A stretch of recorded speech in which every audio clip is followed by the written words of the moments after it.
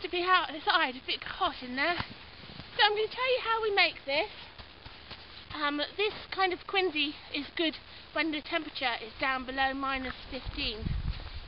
The snow here, as you can see, it's quite loose, quite powdery snow. It doesn't form it doesn't form snowballs, I guess. Even if you try really hard, there's not enough moisture in it. So we can't make a traditional igloo out of the squares that you would normally see. So the quinsy that we've made here, you can see it's a fairly large piece of pile of snow. The snow that you make, you just basically pile it all on top of each other. You need to be, whether it's making it for one person or for two people, obviously depends on the size that you make it for. If I stand up, you can see how high this is supposed to be. I'm 5'9", so you can see this is a little bit higher than I am. And in terms of width, this is 2-man quinsy, and it's probably me and a half again, maybe as much as 2 lengths of me. So you pile the snow up nice and high. You leave it to sit for at least a couple of hours so that it kind of compacts on itself, and any spaces in between become less. Okay? Then what you need to do is dig it out. Andrew and I did this together. We do this every time we run an Arctic survival course. It's really good fun and very addictive. I warn you now, when you get that shovel in your hand, or perhaps a snowshoe, we've done it with snowshoes in the past, ski poles, skis themselves, whatever you've got, your hands, they do work, but it's very hard and takes a very long time to dig out with your hands. So you need to dig out. The first thing you will do, which will probably be the hardest, is you need to make the door. You see behind me here, imagine the snow came down, because obviously it was created in this way. The snow then came down and we had to dig in to this part here. This probably takes the longest. And then you excavate through and you create your passage. Create the passage through, probably through to as far as you are lying flat so that your feet are just about sticking out. At that point you decide where your platforms are going to be. They need to be a good couple of feet up off the ground.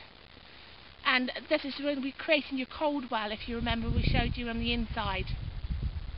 And obviously depending on whether you're having 1 platform or 2 platforms, you would have made that decision when you made your mound of snow. You create your platforms within. You dig out from either side and backwards as you go, creating your cold well on the floor and your platforms on the top. Remember the domed roof to stop the condensation and the dripping and anything that's wet falling onto you.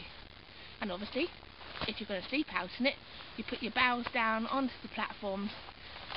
Away you go. Fabulous. As you can see, it's fairly big in here.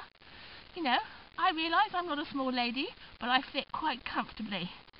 If you look around, you can see there's another shelf on the other side.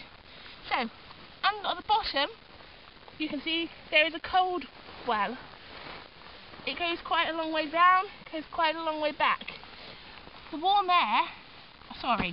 cold air will sink down to the bottom, so that on your platform where you would sleep, you stay a little bit warmer, you stay above and up above. So, actually a little bit warm, surprisingly. So you can see on the top, we've got enough room here to sleep in quite comfort without too much touching us.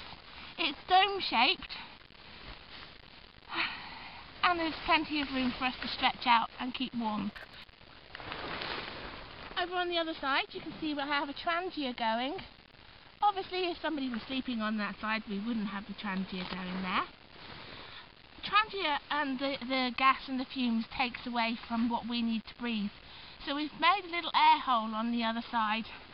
Don't know if you can see it so well in the snow. Andrew's pointing it out to you. but it goes up through there and it gets rid of the bad gases and the smells and the toxics that make you sick and ill, and keeps the good air for us to be able to breathe if we were sleeping. Okay. So, thank you for being with us today. It's starting to get a bit cold now, so I'm going to go inside my Quincy and make a nice cup of tea.